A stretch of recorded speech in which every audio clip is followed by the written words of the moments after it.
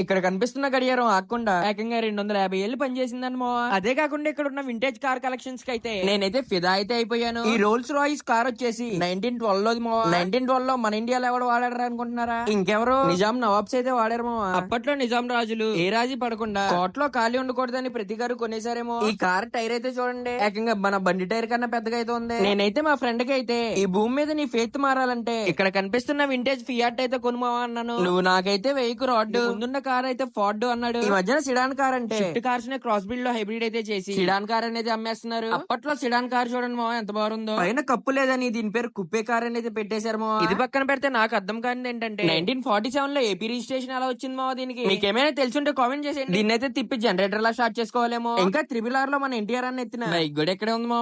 ఇంకా అప్పట్లో జీపులు, అది కూడా వద్దంటే గుర్ర బండ్లు. అప్పట్లో రాజులు వాడిన అన్ని అయితే ఉన్నాయి ఇక్కడ. ఇంకా ఈ గడియారం వచ్చేసి 250 ఏళ్ళు అయితే ఆకుండా తిరిగి అలిసిపోయి ఇప్పుడు అయితే ఆగిపోయిందంట. దీని పేరేమో సిల్వర్ క్లాక్ అంట మామ. ఇంతకి ఇది ఎక్కడ ఉందంటారా? హైదరాబాద్ లో ఉన్న చార్మినార్ కి జస్ట్ 600 మీటర్స్ దగ్గరలో అయితే ఉంటది చౌమహల్ ప్యాలెస్ అని. అప్పట్లో నిజాం రాజులు ఈ ప్యాలెస్ లో అయితే ఉండేవారు మామ. ఎప్పుడైనా హైదరాబాద్ కి వెళ్ళినప్పుడు ఇక్కడ కూడా లుక్ వేసేసుకోండి, లక్కీగా భలే ఉందరా అనుకుంటా. ఇలాంటి ఇన్ఫర్మేటివ్ వీడియోస్ కోసం వెళ్ళే ముందు అలాగే ఫాలో చేసుకోండి మా. నెక్స్ట్ వీడియోలో కలుసుకోవాలి కదా మనం.